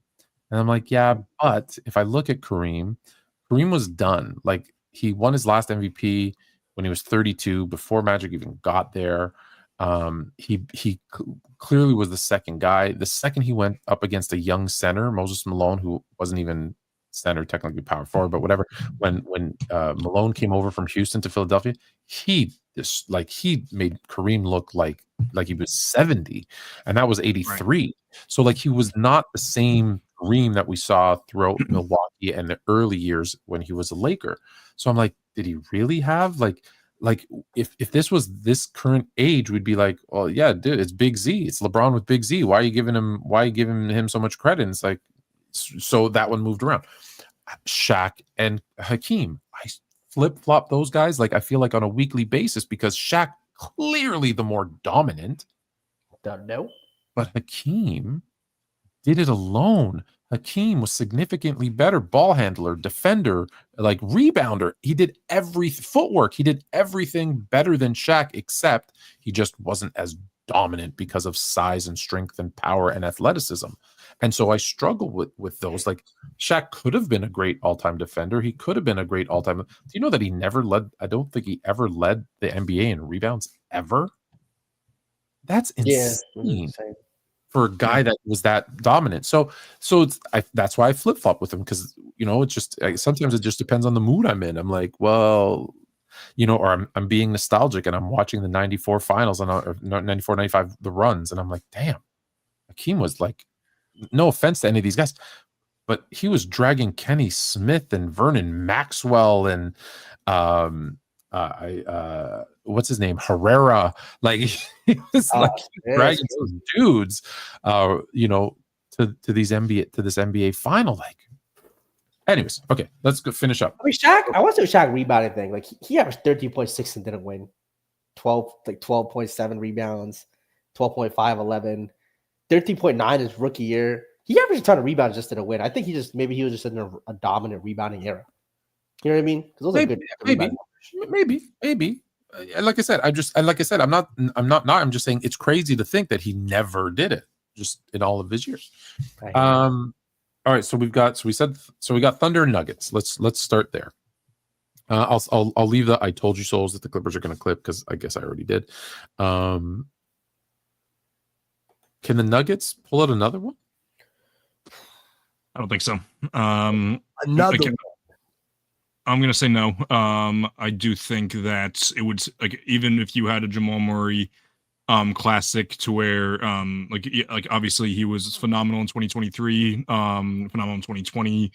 Last year wasn't as great. Like, if he goes back to the 2023 version and Jokic plays much better than he did last round, Jokic really wasn't that great last round. Excuse me. would say that's a possibility. But even with that being said, as long as Shea continues to do what he does, and just the bench players do what they do, it would take. I think it would have to take a couple things at a time. So Jamal Murray has to play at an All NBA level, not even All Star. He's played at an All NBA level. J-Dub has to fall apart, and I guess like a third thing would have to come through. Maybe you guys can come up with that one. But yeah, I guess I'll take the Thunder in 5. I think Thunder in 5. Thunder in 5, yeah. So it's I'm not mad at that. Look, this is the worst playoff series Jokic has played. I think since his probably since his like first 2 seasons he's made the playoffs. Like this is the worst I've seen him. Again, he's great, but not the usual standard. This is not the Jamal Murray that showed up against the Lakers. This is a different Jamal Murray. Just not shooting well, not really playmaking well. Had some rough turnovers too in this series, but they managed to pull it off. Christian Braun, Aaron Gordon, guys like that is what's really played well. I think he wants to be called Brown, by the way. Oh, Brown. Okay, Christian Brown. I know it's spelled Braun. Braun, yeah, gotcha. Christian Brown it is. Even MPJ, not really a great series for him. So for them to win the series shows a lot. No one wants to be associated with Braun. Yeah, go ahead. Sometimes when you to go, it's tough. Yeah, so I mean, look, to me, OKC, the way they dominated that series with SJ having a legit bad series, like again, like the worst 4-game stretch maybe he's had all season. They're just really bad. So, man, for them to win with him playing that bad, I just don't see him struggling again. That just wouldn't make a lot of sense. So I think OKC in 5 too. I just think OKC is really good defensively. Going to be a problem for these Nuggets. Jokic should eat. I think Zubac deserves a lot of credit for the reasons why Jokic struggled. I think he was phenomenal defensively, and Chet just doesn't have the body to guard Jokic like that. So I can see this one where Jokic kind of feasts on the points, but everyone else struggles because the bodies they have to throw at Murray, Aaron Gordon, Brown. It's going to be tough for Denver. So let me see if you guys can get the short list. Okay. So Nikola Jokic, who you all say played poorly in this first round, went 24, 11.7, and 10.1, averaging a triple-double over 7 games. Give me the list of players who have done that in a 7-game series in NBA history. What do you average? 24, 11.7 rebounds, 10.1 assists. Russell Westbrook. Westbrook ever do that or no? I'm asking you, just give me or maybe guess how many players have done that in NBA history. Is it 0? It might be 0. That 11 rebound thing I think stops Braun getting there. The answer is Nikola Jokic is the first player in the history of the NBA to have a triple-double in a 7-game series. So players have done it in 7 game. Okay, yeah, okay, yeah. In 7 games that actually played all 7 games. He is the first player in NBA history. You talked about his supporting cast. So in Game 7, they had 7 players score 15 or more points. Aaron Gordon had 22. Brown had 21, Jokic had 16, Murray had 16, Westbrook had 16, Michael Porter Jr. had 15. How many times has a team had 6 players score 15 or more points in a Game 7? That's a lot of players scoring 15 or more. Ooh. This got to be the first time. 6 players, 15 or more? This got to be the first time. Too. Pretty insane. You are correct. It is the first time in NBA history that 6 players have scored 15 or more points in a Game 7. The previous record, which was 5, was done 13 times, but this is the first time that 6 have. I was going to say one of those times was definitely in 2022 with the Celtics versus the Bucks, probably because that was everyone. 13, yeah. So here's my thing. I told you the Clippers were going to clip and to give it away. I don't think OKC is going to give this one away. But you touched on a point that was interesting about they don't have. I say everybody's last name wrong. Say Zubchuk. Zubchuk. What is it? Zubac. I can't say anybody. I can't listen. I've known my Mrs. Fluent since we were 4. I still can't say her last name correct. So just how it is. Last name isn't Fluent. What's that? It's not her last name isn't Fluent. Yeah, I said I say it wrong. You make it change it. Yeah. So I think you're right. I think they don't have anyone who's going to give Jokic trouble. And here's the thing that makes Denver go is that when Jokic is able to do what he needs to do, everybody else, it doesn't even matter how they're being guarded. It's just like they find ways to win. I'm gonna go Denver in 6. Ooh. Okay, so I think we're gonna have a real hard conversation about SGA, especially once he robs. Once they announce it, which will be, I believe, before the series is over, that SGA robbed Jokic of his MVP. If I'll be in the front row for that conversation. Like if SGA chokes this playoff series away because he's been putting some conversations pretty so much as pretty prematurely. But only thing about the Zubac thing is that I do think I do think that the Thunder do have the front court personnel much more than the Clippers did. Like as great as a defender Kawhi Leonard is, he's not who he's used to be. Like Zubac was really the only elite rim defender. I do think that Hartenstein could do what Zubac did and just like make Jokic work hard, and then while having Chet be that rim guy, and just letting whoever and probably he'll probably end up guarding Chet would be the guy probably to guard Aaron Gordon and let him shoot over him. So while the Clippers do have while Zubac is an awesome defender and everything, I do think that the combination of defenders that the Thunder have will take that over what the Clippers had. I know because of Kristaps, you're becoming a big fan of the tall, skinny, roaming defenders. The one thing I've noticed in this first round is they are allowing a lot of physical play, a lot of hand checking that's supposed to be abolished, and that does not bode well for these skinny dudes. And so I think Hartenstein better than Chet, but still I think Jokic is going to eat his lunch. Unless there's something wrong with Jokic. This series does have remnants of when Hakeem and David Robinson. I thought the same thing. Yeah, stole that. Not only that actually, but in a way, and I disagreed with this notion at the time, but if people compare it, is actually 2021 when Chris Paul ends up beating Jokic, which Chris Paul shouldn't have won MVP that year, but people thought he did, and in a way it made it justifiable. Yeah, Chris Paul. 2021 for the Suns when the Suns beat the Nuggets in the semifinals. Chris Paul never won an MVP. Jokic won MVP in 2021, but Chris Paul ends up beating Jokic in the semifinals. Chris Paul won the MVP. I was like, no. Maybe I did, but no, that's not. Okay. Makes more sense. Okay.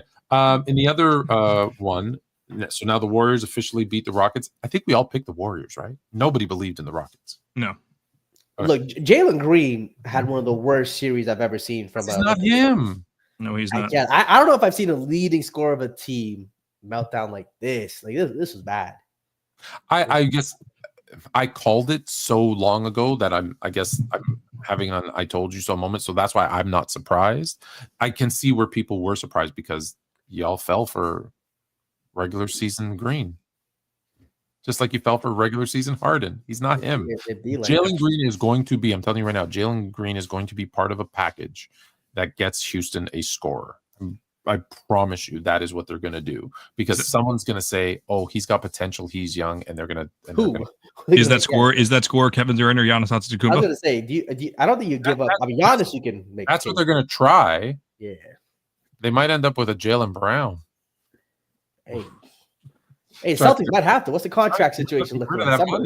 Somebody got it. Yeah. We're gonna have the conversation very shortly after the title run. We're not gonna be celebrating too long. I can tell you that it's gonna have to be a very quick decision they have to make, which I'm sure they've already started thinking about apparently. So yeah, it's gonna be very quickly that it happens. Unfortunately, they should be thinking 1, 3, 5 years down the road, and they're thinking, hey, if we repeat, let's start to let's not just pay to pay. But so we're out. No one's surprised that it's the Warriors. The Warriors will face the Timberwolves, who, hey, listen, everybody told you Lakers in 5. Lakers in 5. Lakers in 5. They didn't tell you the Lakers were going to be out in 5, but it was definitely the Lakers in 5. We talked enough about the Lakers players. Let me ask you to do your best JJ Redick impersonation.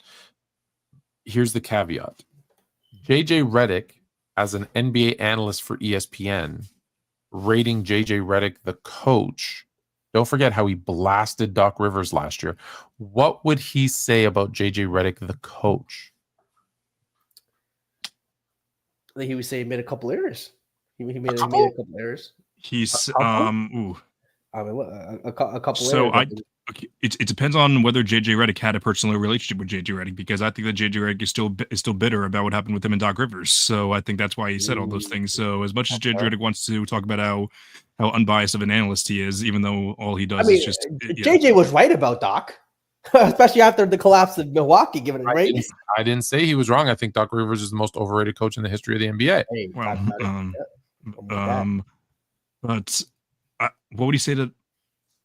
I don't know, honestly, because I feel like his whole brand is that he's all high and mighty just because he doesn't talk negatively about players or coaches. So I don't know. Does he have a history of saying bad things about other coaches? I don't know if he does or not. I think JJ's smart enough to learn from this. I think he acknowledges some of the mistakes that they have made. I would look whether they should have played Jackson Hayes more minutes or not. I mean, from what I see from the game that they played in the regular season, Jackson Hayes did fine.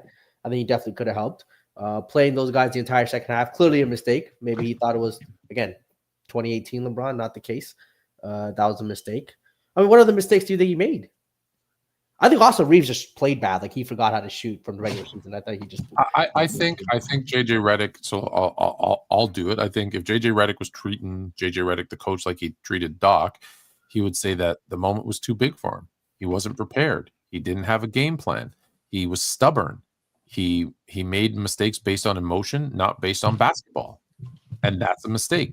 For example, playing his starters the entire second half when your second best player is 40 years old, when your best player apparently is dealing with some health issues. And also he said our players are not conditioned properly.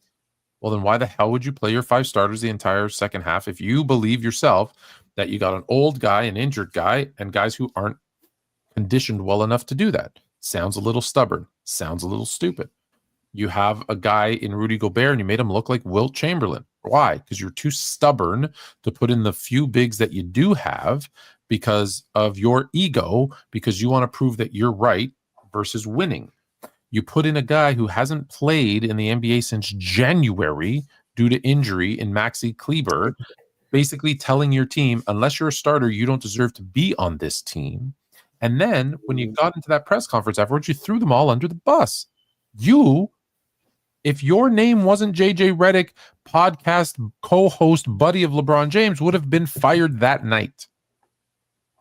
Look, I think I disagree with what you said in terms of he didn't have a game plan. I think he had a game plan. It was just the wrong game plan. You know what I mean? I think he had an idea of what he wanted to do, not play Jackson Hayes, play small, which just clearly, didn't work. I think, again, I just think a lot of these guys just didn't perform up to par. I mean, we came out, Austin Reeves had a sprained big toe. That was the thing. Maybe that affected his shot because he shot really poor from 3 that entire series. If you're telling me we didn't know he had a sprained toe, you're telling me that JJ Redick didn't know? He could have made the adjustment because he probably knew. He definitely did. Exactly. He knew. Listen, I know he's a rookie, but maybe that's more Dalton Connect time. Maybe that's more who knows time. Like someone like you, it's not working. If you're banging your head against the wall and it starts to bleed, you don't start saying, oh no, I'll eventually get through this wall. Like you stop banging your head and you walk around to the other side. And I think it goes back to what I said earlier. You see the stubbornness. I agree with the stubbornness. That's what it was. You're going to see a common theme, whereas JJ Redick did a really good job, surprisingly good job this regular season. Like he surprised me. I've come out already and said multiple times I was wrong. I thought he was going to suck. He didn't suck. He did a great job in the regular season. As good as he did in the regular season, he did in the playoffs what I thought he was going to do in the regular season, which was let his stubbornness and his ego and him thinking I'm the smartest guy, like not even in the room, I'm the smartest guy in the league, cost him a series. Because he thinks he's right versus whatever. So that being said, the Timberwolves played fantastic. It's fantastic. Gobert obviously had a huge final. He had a bad series, but a great last game. Yeah. Gobert. That's why I said Gobert had a great game 5. Julius Randle, I've never seen Julius Randle play that defense in his life. Julius Randle was always a defensive. Yeah, this is crazy. He just decides to show up to be the best defender in the league, or starts trying. The Knicks the last couple of years, he probably wouldn't have gotten traded. Facts. This is crazy. I'm telling you. I guess the Lakers people just want to do things they never do. Can I just put something on the record though? People saying that the Knicks made a bad decision by trading Julius Randle and Dante DiVincenzo for Cat were wrong. That is the most ridiculous thing I've heard. The Knicks would have been the 7th seed this year had they not made that trade. Like it was. I think it's one of the few that made sense for both teams. Yes, 100%. The reasons they made them were a little, Minnesota didn't want to pay Cat, so they moved. Randall there, who's now going to be in a contract year, so now they're going to have to make a decision, which is probably why he's playing so well. And DiVincenzo, I think, was unhappy to move away from his Villanova guys. I think is where they all played, and that was. But I think it worked out well for both teams. So good. That's what a trade should technically do. But now they have to face the Warriors, and the Warriors are going to find themselves in a similar situation as the Lakers. Now they do have, but unless you're not writing home about these guys, but Kevon Looney, Post, like they've got bigger guys that they play a little bit, but they're going to be very outmatched there. Now they do have Steph Curry and Jimmy Butler and some other pieces of obviously, but do the Warriors have enough, or is this Minnesota team going into the Western Conference Finals? I don't know. It's tough. Jimmy Butler versus Anthony Edwards will be very interesting. How Jimmy guards Anthony Edwards, that'll be one. Because Anthony Edwards is getting to the rim anytime he wanted to against the Lakers. I wonder if he could do that against the Warriors and Jimmy Butler. Well, is Ant and Jimmy, is that going to be an offensive defensive matchup on both sides? I'm not sure. If that's the case, is Jimmy Butler is not guarding Anthony Edwards. I could say that he never takes on the best starters. Right. That's why I asked the question. And then is Mike Conley going to try and keep up with Steph? That's tough. He's going to get a lot of open shots. No offense, I love Mike Conley. He's super great guy, super chill with my son, him and Flynn Jr. I don't know if you've seen the pictures and the stuff where they were hanging out. Like super great guy, but I got to talk basketball, and basketball-wise, I don't think he's got the legs to keep run around with Steph. Neither do I. So does Dante guard Steph then? Like, which is debatably worse. Like that's what I'm saying. Yeah. He's going to have a series, I think. I mean, Jaden McDaniels on Steph. I think Jaden McDaniels. I thought he would be on. I thought he would be on Jimmy. To be honest. Yeah, maybe. Yeah. Well, if you put Jaden on Steph, you would probably put Conley on whoever their worst offensive player is. I guess you put him on pods. And then you would put Ant would be on Butler then, and then whoever. And then Jaden on to Curry. No, yeah, we said Jaden on Curry. Who's the other wing that I'm? I said Jaden on Butler, Ant on Curry. At the end of the games that would probably happen, and then and then I guess Randall would guard either Green or whichever big they have in, whether it be post or I'm drawing like I actually really like Randall just exclusively on Green, and I get it. Matchups and things are going to happen throughout the course of the right for sure. Yeah. All 5 guys don't play the whole time, and then Gobert just gets to roam because whoever he's on post or Looney's not really. A lob threat maybe Looney, but that's about it. This might also low-key just be a Naz Reid series as well, because obviously we saw Naz Reid close out the game in game 4. We're not going to see this Rudy Gobert game ever again. So maybe let's not count on that to happen. Because I thought that I wasn't expecting Gobert to have like that in game 5, but I was definitely expecting him to play much better games 1 through 4. Because they were against such a small team, which is obviously what the Warriors are. I would love it if you would just if you would do that to Draymond, but I don't think that's going to happen. But who are you picking? I guess I'll take unofficially. I might change this tomorrow, but I'll take Timberwolves in 6. Jay, it's a close one. I'm gonna go, man. You know, I'm gonna believe in Jimmy and Steph. Give me Warriors in 7. I'm not gonna make a pick. You know that it? No way. I'm so torn because my son will watch this, and he's such a huge Warriors fan.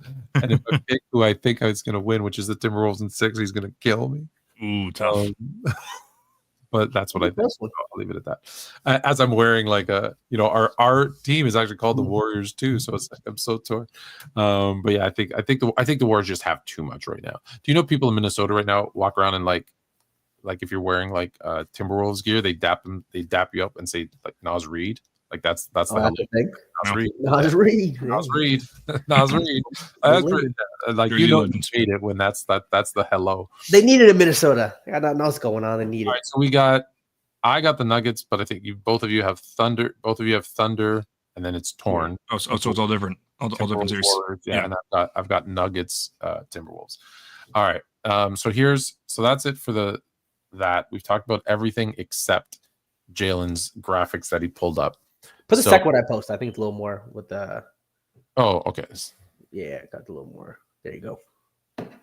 So explain it to us, and then we can. So if you look at the points, LeBron, Jordan, close, Kobe, big drop off. Rebounds per game, everyone's relatively there. LeBron a little more, but similar. Assists. Shout out Jordan, 7 assists. Wow, that's surprising. But this is where the real stuff happens. I'm not surprised. Field goal percentage, LeBron, Jordan, similar. Kobe's drop off is very serious, right? Then you got free throw percentage. That's a big one. Kobe's not a bad free throw shooter, and he goes 67. And LeBron's supposed to be the bad free throw shooter. Shout out to LeBron, who normally is 10 points below Jordan, so that's right? good. He picks it up. Good for him. And the true shooting, that's what LeBron shines. Look, the 59. Jordan's still good at 52. But Kobe at 48. Like, man, that's the drop off of Kobe compared to guys. Okay, there's gotta be some context to this. That's the context of the games. Let me ask you, how many games? So I know LeBron is. How old are they when they played these games? Who are they playing? Who was on their team? Like, there's who. Jordan has 3. I don't know how many. Yeah, LeBron has a lot more. LeBron has, I think, 8 or 7. He's 6-2 or 5-2 in Game 7. LeBron's 6-2. Jordan has 3, and he's what, 1-2 or 2-1? No, I believe he's 2-1. 2-1. I think. Yeah. LeBron 6-2. He lost to the Pistons, but let's be very, very, very, very clear. He lost to the Pistons, but he didn't lose to the Pistons. His team completely. Yeah. I don't know if you know this. In that Game 7, I was just having this conversation today against the Pistons. Someone tried to talk smack, and I said, "You realize in that game, so Jordan, 13 of 27, 48%." 5 for 5 from the free throw line, blah, blah, blah. Like, he put up his numbers. He played great. Horace Grant. I'm going to go through the starters. Horace Grant went 3 of 17, 17%. Mm-hmm. Scottie Pippen with the headache went 1 of 10, 10%. Craig Hodges went 3 of 13, 23%. Bill Cartwright went 3 of 9, 33%. The first player off the bench, BJ Armstrong, went 1 of 8 for 12%. Find me a player who's won a game, and a Game 7 at that, when his teammates collectively went 3, 6, 9, 10 of 49. Yeah, that's tough. 49. But wait, hold on. We were just talking about Harden, who his teammates shot like 0 for whatever, and said it didn't matter. I'm just saying, Fluid. No, he was part of that over 20 stretch. He was part of that. Sure, he was. How many scores did he point that game? That'd be interesting. I don't know, but I thought that was Jalen. So that's his one loss. So so you said that LeBron 6-2 in Game 7s. He lost in 08 to the Celtics. What was the other Game 7 he lost? Because I was always under the person that he lost in 08. That was his only Game 7 loss. Let me look at. I was looking at Kobe's Game 7s. Look up LeBron's Game 7s. So yeah. So and do we know how many Kobe played in? Kobe. He's 5-1 in those games. Oh wow! Oh, so he won. He won. So 2006. So what? 2000 against Portland, he played 47 minutes. Was like 25, 11 to 7. The shooting percentage obviously rough. I can't see it, but 2000. That's what Shaq. Yeah, 2002, he played 52 minutes. Was that a double overtime game? I'd imagine maybe 10 to 7. Because they're 2002. 2006, played against Phoenix, 24, 4-1, bad shooting night too. We never really shot well in any of these games. In 2009, again, these are all like peak Kobe. 02, 06, 09, 14 points, 7 and 5 in a Game 7 against Houston. 2010 against Boston, the 15 rebound game where he shot terribly. Kobe's Game 7 track record just isn't good. Yeah. No. Well, hold on. Let's be clear. Statistically, it doesn't look good. But like, I remember there being games where I'm like, man, he stinks this game. Game 7s. But like I said, I'd be curious to know. Maybe I need to rewatch them and see, if I'm making this up. I don't know. But it's like, well, if their game plan was, hey, we're going to double and triple team Kobe every time he touches the ball and get it out of his hands, and we're going to make other people beat us. Well, you got, I would add that in. Like, I always say, like, when the 07 Spurs swept LeBron in the finals. Well, they were missing their second best scorer in Larry Hughes. He was out, so they put all their defensive attention on him. He's going to shoot like he shot. What he shoot? 22% from threes. Whatever. Without a doubt. So it's. I'd be curious to see those games. That's interesting. I did not know that about Kobe. That is. On those game sevens, that it was that much. I mean, his teammates just had big games. A lot of them. I mean, Shaq in a couple. The Sacramento game, that's the one Shaq fouled out. They played 52 minutes. I wonder if that was the one where he fouled out. That'd be interesting to see. Gasol, we already know, had the big game in 2010. Had the big game.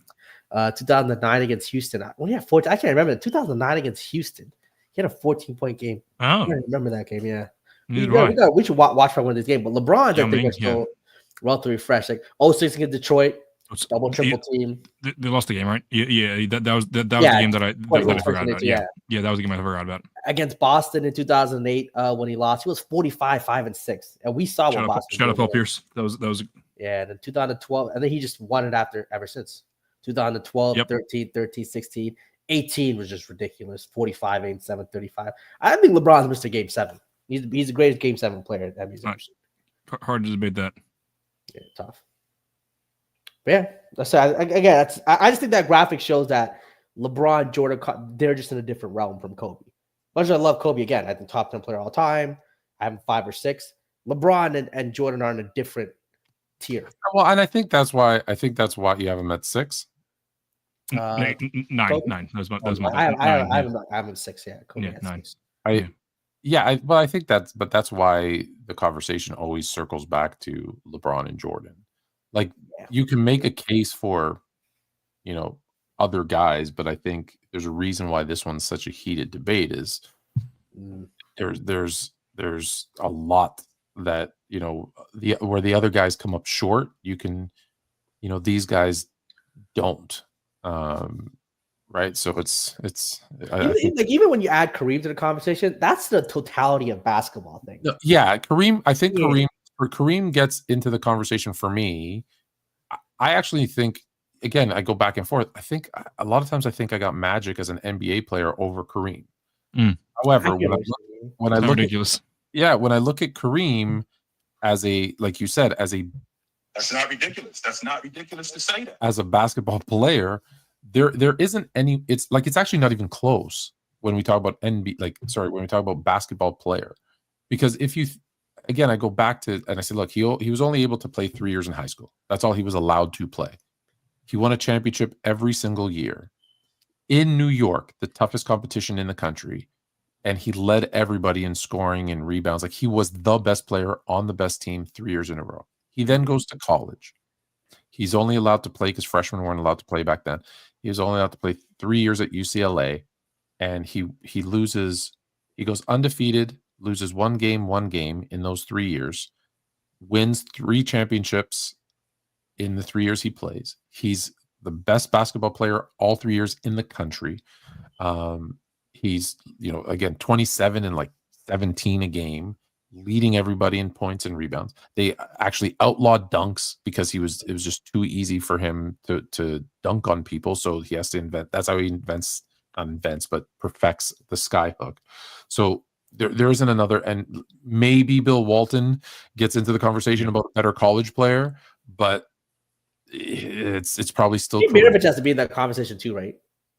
From his individual, but he didn't win. Yeah, right.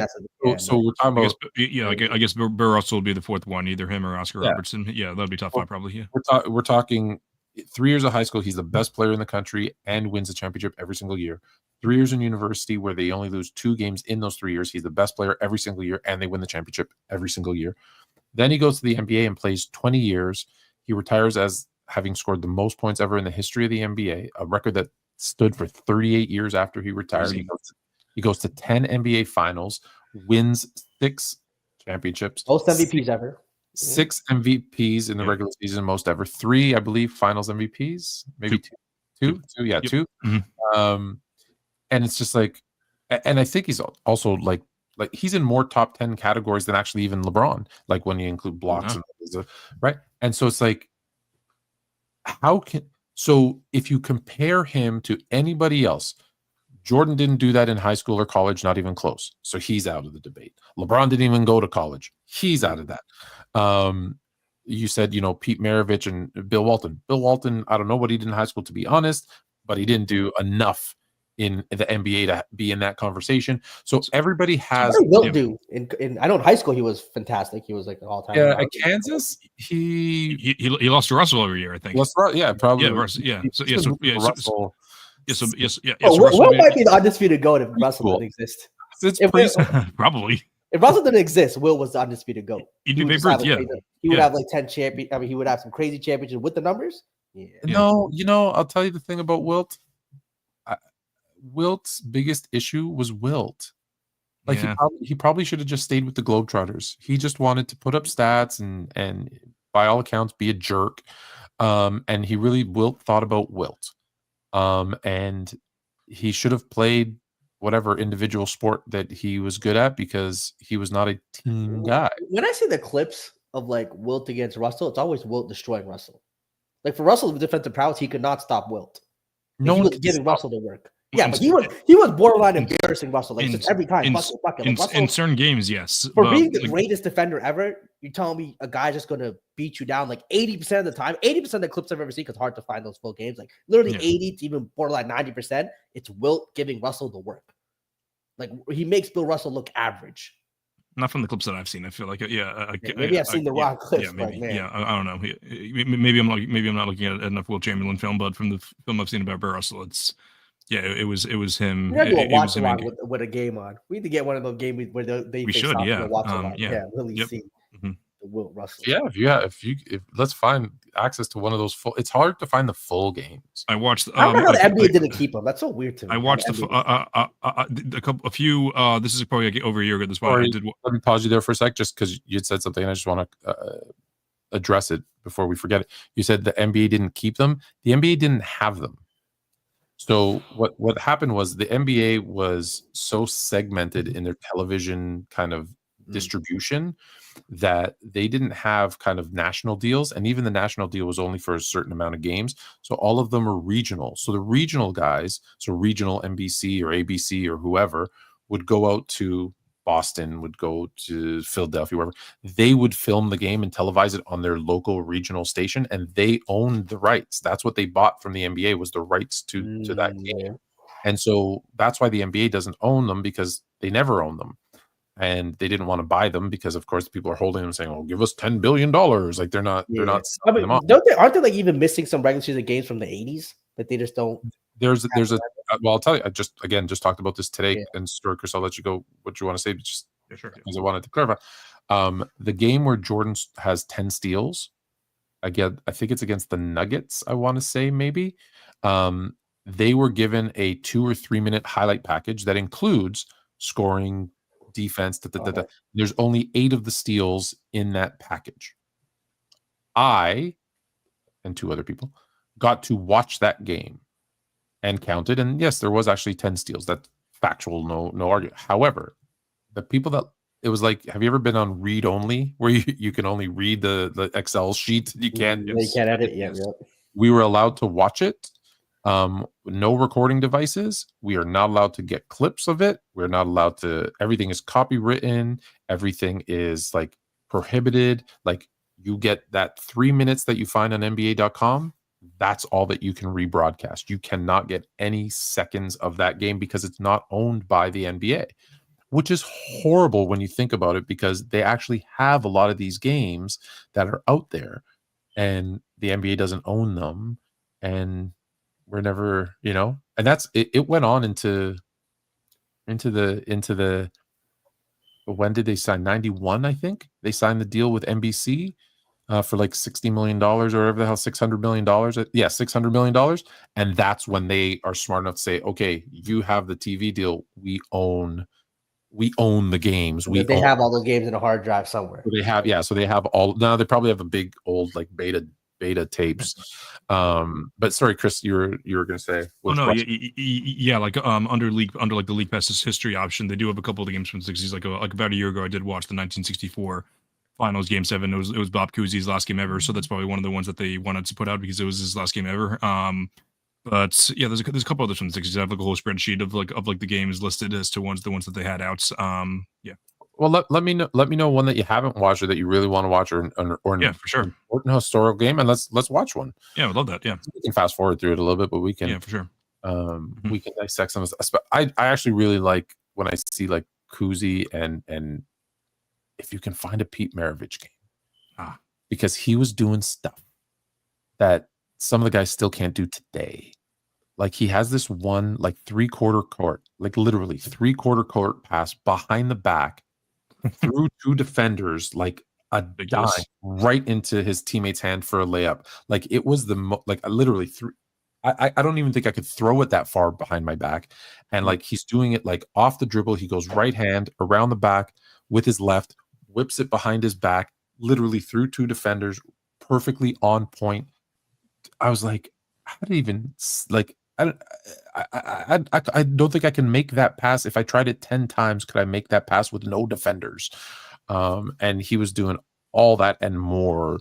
Like, there was stuff that he was doing. I think Gilbert Arenas did a little thing on him where he showed a bunch of clips, and he's like, he was doing stuff that like Magic didn't do, Jay Will didn't do. Like he's doing stuff that those guys couldn't or didn't do. Like it was crazy. So it doesn't have to be Pete Maravich, by the way, but either way. All right. That's all I got. Yeah. Anybody else? I don't think so. Yeah, we got a good couple weeks coming up for the All Maker News podcast. I can tell you that. I reached out to a bunch of people yesterday. We have some good guests coming on soon. Cool. We got Jake Eisenberg for the Jake Eisenberg is a reporter for the Celtics. We have Chris Klemmer from Barstool Sports coming on soon. He said he'd come on. We haven't scheduled a time yet, but like that'll be coming on next weeks. And also he's been on before, but River Brown from Pick Aside will be coming back on as well. Okay. I like those guys. Yeah, they're great. Get the number 1 LeBron hater Dave Portnoy up there. Call him up. I think he's a little too busy, but yeah. They're the Pick Aside guys. They're from Jersey, I think, right? They're right. They are. Yeah. Mm-hmm. Yeah. I've had 3 of them on it. Yeah, I haven't had Joel on yet. He's the main guy, but yeah, I've had all the other 3 on multiple times. Oh, cool. Jalen, you have any concerts coming up? Dirty Politics. Oh, yeah, we got Dirty Politics Wednesday. It'll be a fun one. A lot going on in the world of politics. Oh, what time is it on Wednesday? It's 9 p.m., 10 p.m., just depending on our schedule there. Yeah. Oh, I might make it. Yeah, a little the team I coach, we have practice, I think 7 to 8:30. So right after practice, there's a lot, Trump offending on with photos, which is funny. Canadian election, so we'll talk about a lot. Yeah, that rigged election up in Canada. the rigged crowd is out, baby. They out. They didn't listen. There was quickly. You can put this for the show on Wednesday. There was a radio host out of the Durham region who was in charge of collecting all the ballots, and they were going to do the counts. And they already published the numbers on CTV and declared Carney a winner before he even got the ballots to the office from all of the Durham region, which is a big voting thing. They didn't even have them yet, and they were already saying that they won and the numbers were in when they didn't even start counting them yet. I mean, hey, they just knew from the projections or whatever it was. I don't know. We could talk about this. And part 2 asked the question why in the provincial election it was electronic. You did it with a marker, put it in, and it went doot, and it counted your vote right away. And in the federal election, it was a pencil that you had to mark. This the conspiracy in Canada, Chris. The whole pencil pen thing is what the losers be rolling with now. Come on now. They took the pencils and erased it. Why was it a pencil? That's all I'm asking. I don't know. I mean, just asking questions. Just asking questions. Ask the questions. The fact that you run into your first word is conspiracy without answering the question, why'd they use a pencil? Yeah, I say conspiracy. There's no proof. Pencil, pen, the vote gets counted. It is what it is. I'm just saying, why in the provincial is it a marker that gets counted right away, and in the federal election, the one that's more important, it's a pencil that has to get put into a bag and travel on a truck. It's all physically counted, right? Not machine. No, but it gets put into a bag and onto a truck, then a truck to another centralized facility where who knows who is sitting and counting. When you have volunteers count. Volunteers count. When you have the technology, why are you doing it like that? Oh, because you use a machine, then they'll say the machines are hacked. Right? If it's not pen and pencil, the machines are hacked. They're programmed to make this guy win. You can't win. That you can erase. Why not still a marker? I mean, hey. If you ain't cheating, you ain't winning, baby. You ain't competing. That's the truest thing that you've said. Thank you very much. I'll see you on Wednesday on Dirty Politics. Check out Fluent and Chill. Check out Fluent and Chill, 8 o'clock Tuesday. Trista Crick will be back on to do our round 2. She's going to come on. She did round 1. We're going to do round 2 and then round 3. And check out her episode of Heat Check. She had Chilltown Hoops on. It was a good episode a couple days ago. Until next week, NBA Max. Are we going to watch the game next week? No, let's do it. We'll see. Yeah, sure. This will be a surprise. Lakers in 5. Oh, Canada. Put on a suit, drink water, don't drink and drive. Hey, man, call your mother. It means nothing. It means nothing. Nah, they lying to you. It's about the money. Now you're more fluent.